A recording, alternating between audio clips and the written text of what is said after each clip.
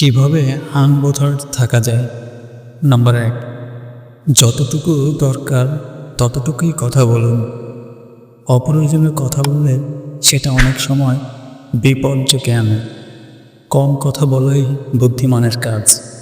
Number ২, আপনার আবেগ যেন কখনোই আপনার বুদ্ধিকে নিয়ন্ত্রণ না করে। আবেগ থাকা ভালো, কিন্তু সিদ্ধান্ত নেওয়ার সময় মাথা ঠান্ডা রাখা আরও ভালো। নাম্বার ৩, অন্যের কাছ থেকে বেশি আশা করবেন না। বেশি আশা করলে সেই আশা পূরণ না হলে কষ্ট বেশি হয়, তাই বাস্তববাদী হন। নাম্বার ৪, কথা কম বলুন, কাজ বেশি করুন। আপনার কাজই বলে দেবে আপনি কে, বাকিটা অতিরিক্ত। নাম্বার ৫, সবাইকে খুশি করতে গেলে নিজেকে হারিয়ে ফেলবেন।